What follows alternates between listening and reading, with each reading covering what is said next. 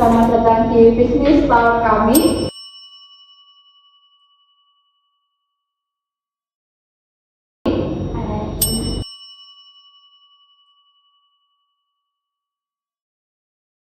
Nah, di video kali ini kita gak cuma ngobrol tentang bisnis saja, tapi kita bakal cerita pengalaman kami yang nyata waktu menjalankan kedai 0405. Mulai dari masalah yang muncul, cara kami menyelesaikannya, strategi yang kami lakukan, sampai pelajaran yang kami dapat setelah usaha ini berjalan. Oke, sebelum masuk ke pembahasannya, sebenarnya kedai 04 ini usaha apa sih? Kedai 0405 ini sebenarnya adalah usaha makanan ringan yang menjual tela dan tahu crispy dengan berbagai pilihan rasa.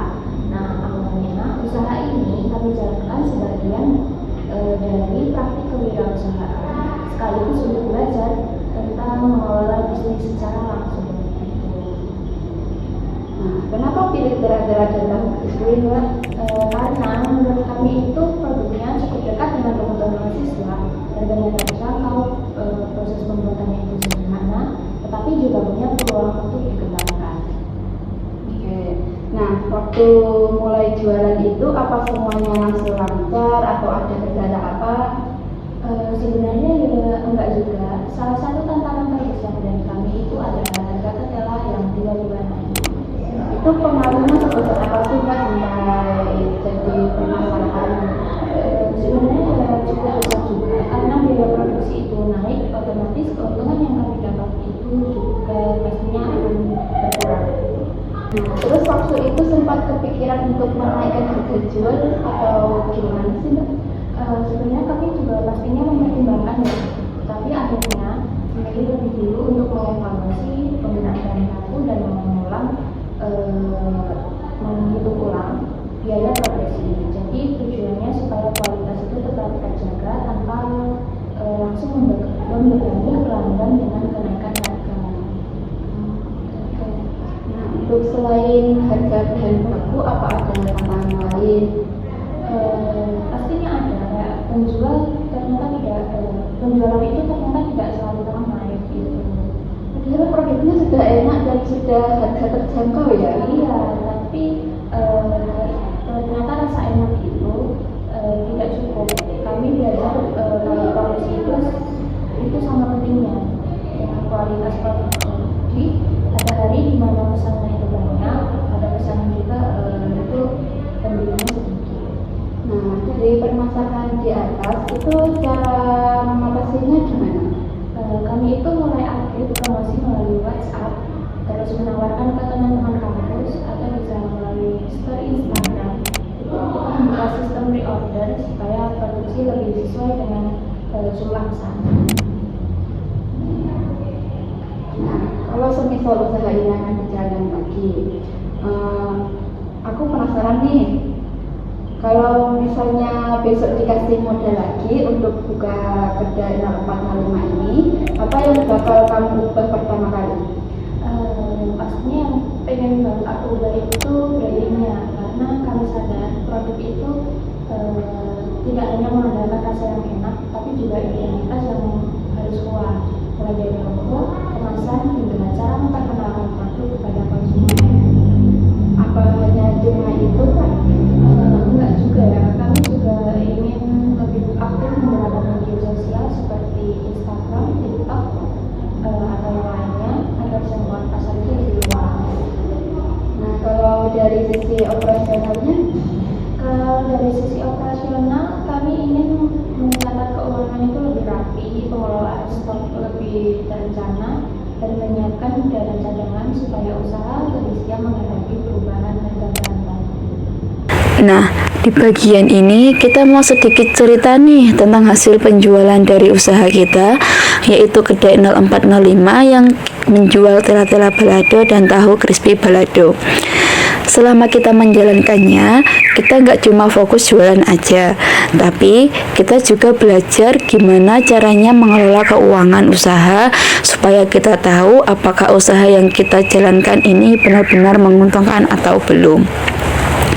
Jadi, Dari seluruh proses penjualan yang sudah kita lakukan, kita berhasil mendapatkan total omset sebesar 260.000. Omset ini berasal dari penjualan sebanyak 52 porsi produk yang berhasil terjual selama kegiatan berlangsung. Menurut kita, hasil ini cukup memuaskan karena awalnya kita belum tahu apakah target penjualan bisa tercapai atau tidak. Ternyata antusias pembeli cukup baik dan produk kita diterima dengan positif. Kalau kita lihat dari sisi pengeluarannya, total biaya yang kita keluarkan selama menjalankan usaha ini adalah sebesar 140.500. Biaya ini meliputi pembelian bahan baku seperti ketela, tahu, bumbu balado, minyak goreng, kemasan, sampai kebutuhan lainnya yang menunjang proses produksi. Jadi, semua pengeluaran kita catat supaya nantinya bisa dihitung dengan jelas. Nah, setelah omset dikurangi dengan seluruh biaya pengeluaran, hasilnya kita memperoleh laba bersih sebesar 119.500. Buat usaha yang masih dalam tahap belajar ini dan dijalankan dalam waktu yang sangat terbatas, menurut kita hasil ini cukup bagus. Artinya, usaha yang kita jalankan tidak hanya mampu menutup biaya produksi, tetapi juga berhasil memberikan keuntungan. Selain itu, kita juga menghitung break-even point atau BEP. Sederhananya, BEP ini adalah titik di mana modal yang kita keluarkan sudah kembali. Dari hasil perhitungan kami, usaha kita mencapai BEP pada penjualan 29 porsi. Karena total yang terjual mencapai 52 porsi, berarti setelah penjualan ke-29, sisanya sudah mulai menghasilkan keuntungan. Jadi, bisa dibilang usaha kita ini sudah berhasil melewati titik impas. Kalau dilihat dari persentasenya, keuntungan yang kita peroleh mencapai sekitar 85,05% dari modal awal, dengan margin laba sebesar 45,96%. Angka ini menunjukkan kalau hampir setengah dari omset yang kita dapatkan bisa menjadi keuntungan bersih setelah dikurangi biaya produksi. Tentunya hasil ini menjadi motivasi buat kita untuk terus mengembangkan usaha ke depannya. Selama kita menjalankan usaha ini, kita juga belajar banyak hal. Ternyata menjalankan bisnis bukan cuma soal membuat produk yang enak aja loh, tapi kita juga harus pintar-pintar mengatur modalnya, menghitung keuntungan, menentukan harga jual yang sesuai, dan memberikan pelayanan yang baik kepada pelanggan.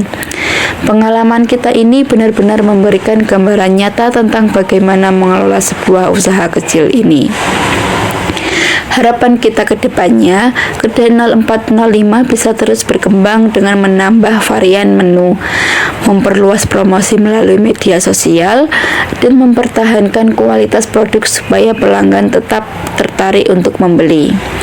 Jadi dari usaha sederhana ini, kita belajar bahwa dengan perencanaan yang baik, kerjasama tim yang solid, dan konsisten menjaga kualitas, sebuah usaha kecil pun bisa memberikan hasil yang cukup menjanjikan. Nah, itu tadi hasil analisis omset dari keuntungan usaha Kedai 0405 kita selama 3 minggu berjualan. Semoga pengalaman ini bisa menjalankan bekal dan motivasi bagi kita untuk terus belajar dan mengembangkan jiwa kewirausahaan di masa yang akan datang. Dari semua pengalaman itu, pelajaran terbesar apa yang kamu dapat? Menurutku, membangun usaha ternyata bukan hanya soal bisa membuat produk yang enak, tapi yang lebih penting adalah bagaimana kita menyelesaikan masalah ketika keadaan tidak sesuai rencana, mulai dari mengatur modal, menjaga kualitas, melayani pelanggan, sampai berani mengevaluasi keputusan yang sudah kita ambil. Kalau boleh jujur nih, waktu usaha ini berhenti karena stok habis, apa rasanya? Sedih itu tentu ada ya, tapi aku juga menganggap itu bukan sebagai kegagalan. Justru dari situ aku belajar bahwa sebuah usaha usaha membutuhkan perencanaan yang matang, terutama dalam pengelolaan stok, keuangan, dan strategi pengembangan. Jadi, kalau suatu saat kedai 0405 ini dijalankan lagi, kami sudah punya bekal pengalaman yang lebih baik. Kalau disuruh merangkum pengalaman ini dalam satu kalimat, itu gimana? Menurutku, usaha yang sukses bukan usaha yang tidak pernah mengalami masalah, tapi usaha yang terus belajar dari setiap masalah yang dihadapi. Baik, terima kasih sudah menyaksikan bisnis Talk kali ini. Semoga pengalaman kami bisa menjadi inspirasi untuk teman-teman yang ingin memulai usaha. Sampai jumpa di video selanjutnya.